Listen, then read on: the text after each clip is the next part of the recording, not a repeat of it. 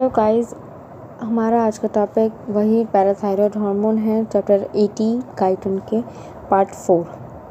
सही है। Parathyroid hormone के पहले हम एनाटॉमी थोड़ी पढ़ लेते हैं। पैराथायरॉयड हार्मोन थायराइड हार्मोन के बिल्कुल पीछे ये जो चार आपको लोब्स दिखाई दिए हैं, ये सारे और ये दोनों, ये सुपीरियर दो होते हैं और दो इन्फीरियर पैराथायरॉयड हार्मोन, लेकिन at the back of the thyroid gland होते हैं मौजूद ये। और ये है ना बहुत, मतलब इनका जो फैट होता है ना, डार्क ब्राउन कलर का फैट होता है। इनमें हमारे पास दो टाइप्स के सेल्स होते हैं, एक होता है चीफ सेल्स और एक ऑक्सिनफिल सेल्स। जो ऑक्सिनफिल सेल्स होते हैं वो चीफ सेल्स के ही, मतलब कहा जाता है कि ये मॉडिफाइड चीफ सेल्स हैं या कुछ ऐसे सेल्स जो कि पैराथायरॉयड हार्मोन सीक्रेट नहीं करते, लेकिन जो चीफ सेल्स होते हैं वो पैराथायरॉयड हार्मोन सीक्रेट करते हैं। ये हमारे पास शो हो रहे हैं, ये रहे चीफ सेल्स और ये कुछ ये रहे ना, ये ऑक्सिनफिल सेल्स, ये रहे ऑक्सिनफिल सेल्स, जो कि हमारे पास पैराथायरॉयड हार्मोन सीक्रेट नहीं करते, इसलिए हम इसे लाइट कलर का दिखा दिया। काम का नहीं है तो इसलिए कम लाइट का। ये है जो PTH पैराथायरॉयड हार्मोन सीक्रेट करते हैं। तो हम इसी को याद मतलब डिस्कस करेंगे कि ये क्या क्या करते हैं, लेकिन बाकी इसकी बायोकेमिस्ट्री थोड़ी हम पढ़ लेते हैं। फिजियो आने से पहले हमें एना और बायोकेम आनी चाहिए इसकी। बायोकेम में यही है कि पैराथायरॉयड हार्मोन जो सीक्रेट होता है ना, वो प्योर फॉर्म में सीक्रेट होता है और ये जो सिंथेसाइज करता है राइबोसोम्स से ज़ाहिर है ट्रांसक्रिप्शन के जरिए वो ट्रांसक्रिप्शन के जरिए वो सीक्रेट करते हैं प्रोटीन्स। तो वो पहले जो प्रोटीन बना होते हैं ना, वो बनती है प्री प्रो पैराथायरॉयड हार्मोन। अब जो प्री प्रो हार्मोन है ना, पैराथायरॉयड हार्मोन या प्री प्रो हार्मोन, वो आएगी एंडोप्लाज्मिक रेटिकुलम के साथ, वो प्रो हार्मोन में कन्वर्ट होगी, फिर प्री प्रो हार्मोन कन्वर्ट होगी प्रो हार्मोन में, फिर गोल्गी एपरेटस, मतलब प्रो हार्मोन फिर कन्वर्ट होगी हार्मोन में, फिर गोल्गी एपरेटस पास जाएगी, फिर वहाँ पर एक वेसिकल बनाएगी, फिर वहाँ पर वेसिकल के पास जब सिग्नल आएगा तो वो बाहर निकलेगा। अब ये याद रखिएगा कि जो प्री प्रो हार्मोन है वो 110 अमाइनो एसिड्स होते हैं, जो प्रो हार्मोन है वो 90 अमाइनो एसिड्स होते हैं, और जो प्रो हार्मोन जो हार्मोन है वो 84 अमाइनो एसिड्स का होता है। जो उनके जो फ्रेगमेंट्स ब्रेक हुए होते हैं ना, ये प्री प्रो से प्रो होने में जो फ्रेगमेंट्स ब्रेक हुए होते हैं, जो भी मतलब होते हैं, जब हमारे किडनी से पैराथायरॉयड हार्मोन की अगर एक्सक्रीशन हो रही होती है तो ये तो बहुत जल्दी से निकाल लेता है, जो पैराथायरॉयड हार्मोन है वो जल्दी निकल जाता है। लेकिन अगर जो इनके फ्रेगमेंट्स हैं ना, उनको निकलने के लिए टाइम लगता है, तो ये भी कुछ ना कुछ रोल प्ले कर रही होती है। सही ना। चलो, एनाटॉमी बायोकेम हो गई, अब हम फिजियो पढ़ते हैं इसकी। बेसिकली आप ये डायग्राम देखेंगे आपकी थ्योरी निकल जाती है। पैराथायरॉयड हार्मोन का इफेक्ट क्या है, मेन फंक्शन, अगर आपने ये डायग्राम पढ़ ली तो उसका फंक्शन आपको सारी उम्र याद रखेगा। सही ना। पैराथायरॉयड हार्मोन हमारे पास देखें, वो इंटेस्टाइनल और इंटेस्टाइन से कैल्शियम और फास्फोरस दोनों की एब्जॉर्प्शन करवा रही होती है, लेकिन किडनी से सिर्फ कैल्शियम की एब्जॉर्प्शन होती है, फास्फोरस की एक्सक्रीशन होती है, याद रखिएगा। तो इसीलिए लेकिन हम यहाँ बात बोलेंगे, ये देखें यहाँ क्या है, ये कैल्शियम की एब्जॉर्प्शन हुई तो ये बढ़ रहा है, लेकिन हमने बोला भले एक्सक्रीशन किडनी से हो रही है, लेकिन फास्फोरस डिक्रीज क्यों हो रहा है, इंटेस्टाइन से तो बढ़ रहा है। लेकिन इंटेस्टाइन भले से बढ़ा रही है इसके एब्जॉर्प्शन को, लेकिन किडनी ओवरराइड कर लेती है इसके एक्सक्रीशन को, जिसकी वजह से भले इंटेस्टाइन से जितना भी एब्जॉर्ब करे, लेकिन किडनी इसको एक्सक्रीट कर लेती है, इसलिए ये नीचे आ रहा है। सही है। ये यहाँ तक नहीं आएगा, सिर्फ यहाँ तक नीचे ही गिरे रहेगा। सही है, नीचे और ये ऊपर। सही है। ये इसकी मेन डायग्राम यही है, मतलब कैल्शियम की एब्जॉर्प्शन करके उसको इंक्रीज करता है, फॉस्फेट की एक्सक्रीशन सिर्फ किडनी में होती है, लेकिन इंटेस्टाइन में भले इसकी एब्जॉर्प्शन हो रही है, किडनी में इसकी एक्सक्रीशन होती है और उसको ओवरराइड करके इसकी नेट रिजल्ट आता है कि ये डिक्रीज हो जाती है। सही है। और ये जो एब्जॉर्प्शन करवा रही होती है ना, मतलब ये जो एब्जॉर्प्शन वाला फेस है, ये विदिन 4 आवर्स में कैल्शियम इतनी हो जाती है, लेकिन जो एक्सक्रीशन है विदिन 1 to 2 आवर्स में इतनी एक्सक्रीट हो जाती है, मतलब एक्सक्रीशन बहुत जल्दी फास्ट हो जाती है फास्फोरस की। नेक्स्ट हमारे पास है कि पैराथायरॉयड हार्मोन किस तरह मोबिलाइज करता है कैल्शियम और फॉस्फेट को बोन से। अब इसकी डायग्राम तो मेरे पास है नहीं, लेकिन थोड़ा बहुत मैं आपको बनाती हूँ, आप देखिए आपको समझ आ रहा है कहाँ पे बनाऊँ। हम एक मिनट, ये डायग्राम देखूँ, नहीं ये नहीं है। चलो मैं आपको थोड़ी बहुत बताती हूँ, बाकी आपको समझ आ जाए दुआ कीजिएगा। पैराथायरॉयड हार्मोन के हमारे पास दो फेजेस होते हैं, एक रैपिड फेज होती है कैल्शियम और फॉस्फेट की मोबिलाइजेशन का, और जिसको ऑस्ट्रोलाइसिस कहते हैं, और एक स्लो फेज होती है। जो रैपिड फेज होती है वो ऑस्टियोब्लास्ट या ऑस्टियोसाइट कर रहे होते हैं। अब यहाँ पर एक सवाल उठेगा, भाई ऑस्टियोब्लास्ट ऑस्टियोसाइट, वो तो ऑस्टियोब्लास्टिक एक्टिविटी है, उसमें कैल्शियम की एब्जॉर्प्शन एक्स्ट्रा सेलुलर फ्लूइड में किस तरह बढ़ेगी, भाई वो तो बोन की मिनरलाइजेशन करवाते हैं, और बोन मतलब वो तो बोन फॉर्मेशन वाला है, ऑस्टियोब्लास्ट का एक्टिविटी यही है। ऑस्टियोक्लास्ट समझ आता है, जो कि सेकंड स्लो फेज है। वो क्यों, वो मैं आपको बताती हूँ। जैसे फॉर सपोज दिया, आप बोन का एक पीस ले लें, यहाँ बहुत सारे, पहले मैं आपको बताती हूँ rapid phase of calcium and phosphate mobilisation from bone.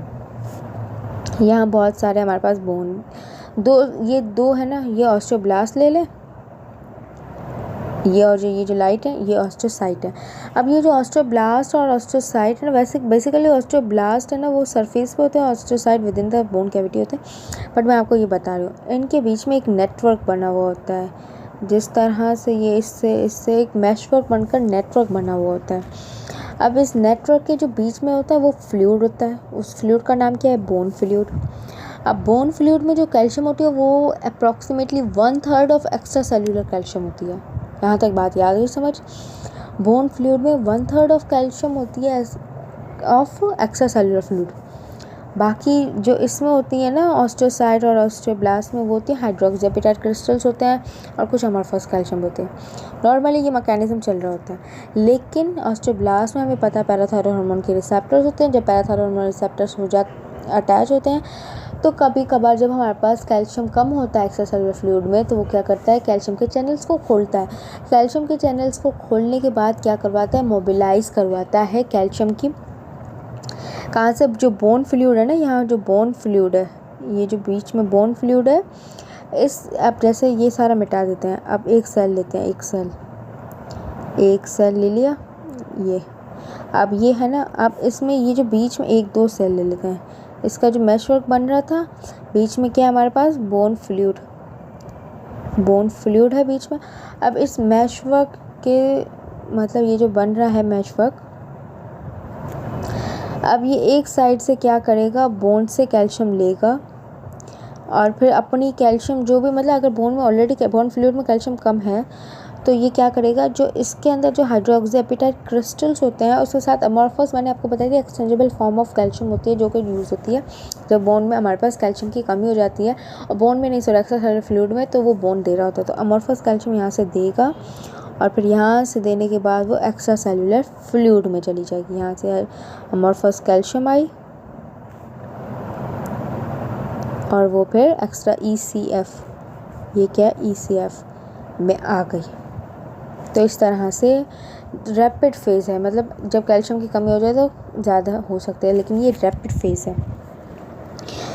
अब ये जो ऑस्टियोसाइट मैशवर्क बनाया था ना, इसको हम नाम देते हैं ऑस्टियोसाइटिक मेम्ब्रेन सिस्टम। सही है। ये रैपिड फेज़ बहुत मुश्किल है अगर आप बुक से पढ़ेंगे, लेकिन थोड़ा बहुत मैंने एक्सप्लेन किया, थोड़ा आप पढ़ेंगे तो आपको और ज़्यादा अच्छे से पता चलेगा। ऑब्वियसली पूरा आपको समझ आए ये मुमकिन नहीं है, थोड़ा आप समझेंगे इस वीडियो से, थोड़ा आप पढ़कर समझेंगे तो आपको तब पूरा आएगा। सही है। उसके बाद स्लो फेज़ है। स्लो फेज़ वही बोन रिजॉर्प्शन कैल्शियम की होती है, किसकी वजह से, ऑस्टियोक्लास्ट में पता है। उसके बाद रिसेप्टर्स नहीं होते पैराथायरॉयड हार्मोन के, लेकिन हमने विटामिन डी इस डायग्राम में मैंने आपको पूरा बताया था। कौन सी वाली में, इस वाली में आपको पूरा मैंने बताया था कि ऑस्टियोब्लास्ट किस तरह सिग्नल्स भेजता है ऑस्टियोक्लास्ट को, जो प्री ऑस्टियोक्लास्ट को, फिर वहाँ से ऑस्टियोक्लास्ट एक्टिविटी होती है और कैल्शियम निकलता है। ये सारी चीज़ें वही हैं, कुछ नया नहीं है। बाकी यही है कि जैसे हमारे पास ऑस्टियोक्लास्ट एक्टिविटी होती है तो इमीडिएट एक्टिवेट हो जाता है ऑस्टियोक्लास्ट और फॉर्मेशन होती है न्यू ऑस्टियोक्लास्ट की, जिसकी वजह से parathyroid hormone osteoclast activity increase कर रहे होते हैं। But at the end osteoblast भी इंक्रीज होंगे। क्यों? क्योंकि और ज़्यादा बहुत ज़्यादा ऑस्टियोक्लास्टिक एक्टिविटी से बोन वीक हो जाती है, तो ऑस्टियोब्लास्ट उसको करेक्ट कर रहे होते हैं। लेकिन बहुत ज़्यादा क्रॉनिक स्टेज में लेट इफेक्ट हो जाता है, ऑस्टियोक्लास्टिक एक्टिविटी ही ओवरराइड करती है। बस ऑस्टियोब्लास्टिक भी उस वक्त चल रही होती है, बट ओवरराइड है ना ऑस्टियोक्लास्टिक एक्टिविटी कर रही होती है। सही है। पैराथायरॉयड हार्मोन, ये हमारा ये वाला पूरा टॉपिक कहाँ तक हमारा पैराथायरॉयड हार्मोन मैं आपको बताती हूँ। Parathyroid hormone decreases calcium excretion, कहाँ है वो वाला पढ़ते हैं, हाँ ये रहा। Parathyroid hormone decreases calcium excretion and increases phosphate excretion by the kidneys, मैंने आपको बताया था भाई। ये तो हमें पता है कि वो इंक्रीज़ करेगा कैल्शियम की एब्जॉर्प्शन को और डिक्रीज़ करेगा फॉस्फोरस की एब्जॉर्प्शन को, और इंक्रीज़ करेगा कि वो एक्सक्रीट आउट हो फॉस्फोरस ज़्यादा से ज़्यादा यूरिन के जरिए किडनी से एक्सक्रीट आउट हो। फिर पैराथायरॉयड हार्मोन इंक्रीज़ करेगा इंटेस्टाइनल कैल्शियम एब्जॉर्प्शन, इंटेस्टाइन से दोनों एब्जॉर्प्शन होगी, ये देखिए इंटेस्टाइन से दोनों कैल्शियम और फॉस्फोरस दोनों, लेकिन रीनल से सिर्फ कैल्शियम एब्जॉर्ब होगा और फॉस्फोरस एक्सक्रीट आउट होगा। फिर साइक्लिक एडिनोसिन मोनोफॉस्फेट मीडिएट करेगा पैराथायरॉयड हार्मोन को और ज़्यादा। कुछ मिनट्स में पैराथायरॉयड हार्मोन जैसे हम लोगों ने कुछ जो पैराथायरॉयड हार्मोन टारगेट सेल पे इफेक्ट करेगा ना, कुछ मिनट में पैराथायरॉयड हार्मोन जैसे हमने जस्ट किया या सीक्रेट हुआ तो कंसंट्रेशन है ना साइक्लिक एएमपी की इंक्रीज हो जाएगी ऑस्टियोसाइट में, ऑस्टियोक्लास्ट में एंड टारगेट सेल्स में। ऑस्टियोसाइट्स में इंक्रीज भले हो रही है बट वो ऑस्टियोब्लास्टिक एक्टिविटी नहीं इंक्रीज होगी। वो बेसिकली रैपिड फेज का बता रहे हैं कि किस तरह ऑस्टियोसाइट और ऑस्टियोक्लास्ट है ना मिलकर कैल्शियम के बाहर निकले। रैपिड और स्लो फेज का बता रहे हैं। ऑस्टियोब्लास्ट इसका मतलब ये नहीं कि वो बोन वो कर रहे हैं, बोन की मिनरलाइजेशन कर रहे हैं, सही है, या बोन डिपोजिशन कर रहे हैं। ऑस्टियोक्लास्टिक फिर वही है कि ऑस्टियोक्लास्टिक सिक्रेशन होगी तो वहाँ पर एंजाइम्स होंगे, एसिड्स होंगे। वो तो हमें पता है कि वो एंजाइम्स और एसिड सिक्रेशन, एंजाइम्स मैट्रिक्स पे एक्ट करते हैं, एसिड्स हमारे पास ऐसे उस पर बोन के सॉल्ट्स पे एक्ट करते हैं, कार्बोनेट सॉल्ट्स। फिर हमारे पास control of parathyroid secretion by calcium and concentration. Control किस तरह होगा? अगर हमारे पास कैल्शियम कम है, भाई कैल्शियम भले कम हो लेकिन parathyroid gland parathyroid hormone secrete करेगी और सीक्रेट करते करते कभी कभार इस तरह जैसे रिकेट्स में इनलार्ज हो जाती है, क्योंकि कैल्शियम हमेशा वो कैल्शियम कम ही रहती है बॉडी में, तो बॉडी वो पैराथायरॉयड ग्लैंड इनलार्ज हो जाती है और ज़्यादा से ज़्यादा सीक्रेट कर रही होती है। किन किन कंडीशन वो इनलार्ज होती है और ज़्यादा सीक्रेट करती है? रिकेट्स हो गए, प्रेगनेंसी और लैक्टेशन के दरमियान। और कौन कौन से ऐसे कंडीशन है जब parathyroid hormone decrease in size हो जाती है और उसकी एक्टिविटी भी कम हो जाती है? वो तब होती है जब हम लोग या तो कैल्शियम ऑलरेडी एक्सेस खा रहे हैं, मतलब डाइट में ज़्यादा कैल्शियम ले रहे हैं, डाइजेशन में जो भी मतलब इंजेक्शन में कैल्शियम ज़्यादा ले रहे हैं, विटामिन डी डाइट में हमारे पास इंक्रीज़ है, क्योंकि विटामिन डी इंक्रीज़ है इट मीन्स कि एब्जॉर्प्शन कैल्शियम की ज़्यादा हो रही है। और बोन रिजॉर्प्शन हमारे पास है ना वो हो रही है, लेकिन पैराथायरॉयड हार्मोन के अलावा किसी और में मतलब पैराथायरॉयड हार्मोन नहीं, वैसे ही बोन रिजॉर्प्शन हो रही है तो उसमें भी है। और फिर हमारे पास है, हमें बताना होना चाहिए कि चेंजेस इन कैल्शियम, ये टॉपिक है अच्छा, changes in extra cellular fluid calcium and concentration. भाई कैल्शियम एंड कंसंट्रेशन चेंज होती है तो हमें कैसे पता चलता है कि कैल्शियम एंड कंसंट्रेशन चेंज है? फॉर एग्जाम्पल अगर हमारे पास कैल्शियम की कंसंट्रेशन ज़्यादा है तो जो पैराथायरॉयड ग्लैंड के सेल्स है ना, वहाँ पर पैराथायरॉयड सेल मेम्ब्रेन पे रिसेप्टर्स होता है, वहाँ कैल्शियम अटैच हो जाता है। वो जो होता है वो कौन सा होता है? जी प्रोटीन कपल्ड रिसेप्टर होता है, और जब वो स्टिमुलेट होता है तो वो एक्टिवेट करेगा फॉस्फोलाइपेज सी को, एक्टिवेट करेगा फॉस्फोलाइपेज एक्टिवेट करेगी इंट्रासेलुलर इनोसिटोल ट्राइफॉस्फेट को और डायसाइल ग्लाइसरॉल, जिसकी वजह से पैराथायरॉयड हार्मोन की सीक्रेशन डिक्रीज हो जाएगी। लेकिन अगर पैराथायरॉयड हार्मोन इंक्रीज हो रहा है वो कब होगा? जब हमारे पास कैल्शियम की कंसंट्रेशन कम है। मतलब स्टिमुलस क्या है? Decrease calcium concentration will lead to increase in parathyroid secretion. This was all about parathyroid hormone. और नीचे हमारे पास यही है बस, एक ये है कि पैराथायरॉयड हार्मोन, ये आप देख लीजिएगा कि भाई पैराथायरॉयड अक्यूट इफेक्ट का क्या है कि हमारे पास पैराथायरॉयड हार्मोन जब ज़्यादा है, यहाँ पर हमारे पास पैराथायरॉयड हार्मोन की कंसंट्रेशन बताई गई और यहाँ कैल्शियम की कंसंट्रेशन बताई गई। कैल्शियम कम है तो पैराथायरॉयड हार्मोन हमारे पैराथायरॉयड हार्मोन इंक्रीज हो जाता है। लेकिन क्रॉनिक इफेक्ट अगर चलता रहे तो पैराथायरॉयड ग्लैंड इनलार्ज हो जाती है। और दोनों देखें ये सीधी लाइन आ रही है, सही है, ये जो डैश लाइन है ये सीधी है जब क्रॉनिक इफेक्ट, मतलब क्रॉनिकली हमारे पास कैल्शियम कम है तो पैराथायरॉयड हार्मोन मतलब ग्लैंड इनलार्ज होता है और उसकी एक्टिविटी इंक्रीज हो जाती है, इसलिए बिल्कुल स्ट्रेट लाइन है, नो कर्व। फिर कैल्सिटोनिन हमारे पास है, कैल्सिटोनिन का इफेक्ट थायराइड ग्लैंड सीक्रेट करते हैं उसके पैराफॉलिकुलर सेल थायराइड ग्लैंड में। यहाँ देखूँ हैं हमारे पास थायराइड ग्लैंड नहीं है, ये पैराथायराइड ग्लैंड है। बट यहाँ पर ये जो फॉलिकल्स है ना, ये यहाँ पर बता दें, ये सारे फॉलिकल्स हैं, इनके बीच में सेल्स होते हैं पैराफॉलिकुलर सेल्स। इनके बीच में इंटरस्टिशियल मतलब वो इंटरस्टिशियल फ्लूइड या वो बोल दे, उनके बीच में फॉलिकुलर सेल्स या सीड सेल्स होते हैं, सही है, वो सीक्रेट कर रहे होते हैं कैल्सिटोनिन। अब कैल्सिटोनिन का काम पैराथायराइड ग्लैंड के बिल्कुल अपोज है। वो क्या करते हैं, कहाँ गया कैल्सिटोनिन, हाँ ये रहा, क्या वो उसका काम बिल्कुल अपोजिट है पैराथायराइड ग्लैंड के। अब वो क्या करेंगे, हमारे पास कैल्शियम की मतलब वो उनके ऑस्टियोब्लास्टिक एक्टिविटी को और ज़्यादा इंक्रीज़ करेंगे कि भाई बॉन्ड डिपोजिशन ज़्यादा हो और बॉन्ड रिजॉर्प्शन कम हो। वो बेसिकली उसका स्टिमुलस क्या है, जब हमारे पास कैल्शियम की कंसनट्रेशन बहुत ज़्यादा हो जाती है एक्स्ट्रासेलुलर फ्लूइड में तो कैल्सिटोनिन सीक्रेट आउट होता है और फिर वो कैल्शियम को डिक्रीज़ कर पैराथायरॉयड उसकी वजह से नहीं, पैराथायरॉयड नहीं होगा ना जब कैल्शियम ज़्यादा है तो कैल्सिटोनिन आएगा और वो बोन डिपोजिशन करवाएगा। लेकिन ये हमारे पास क्या होता है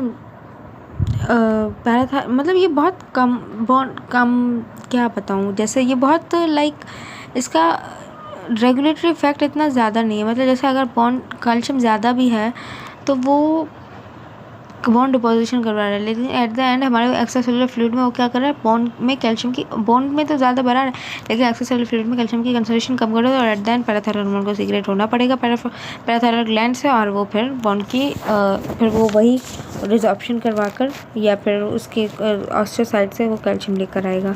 और ये जो कैल्सिटोनिन का इफेक्ट अगर हम देखें तो कैल्सिटोनिन वही इसके दो ही काम है, जो रैपिड और स्लो फेज़ है ना उसको ये इनहिबिट कर देता है, ना रैपिड फेज़ होने देता है ना स्लो फेज़ होने देता है।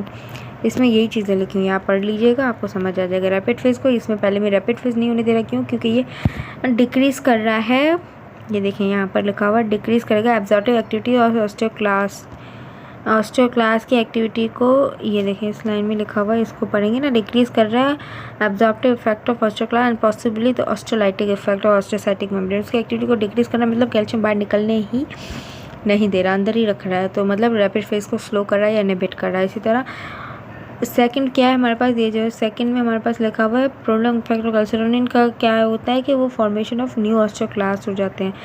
ज़्यादा से ज़्यादा कैल्सिटोनिन ज़्यादा सीक्रेट होगा तो डिक्रीज़ करे कैल्सिटोनिन अगर हमारे पास ज़्यादा होगा तो हमारे पास ऑस्टियोक्लास्ट को बिल्कुल फॉर्मेशन ही नहीं होने देगा, बोलेगा बनो ही नहीं है, ना बनोगे ना बोन की डिसॉर्प्शन होगी और ना ही सेफ में कैल्शियम आएगा।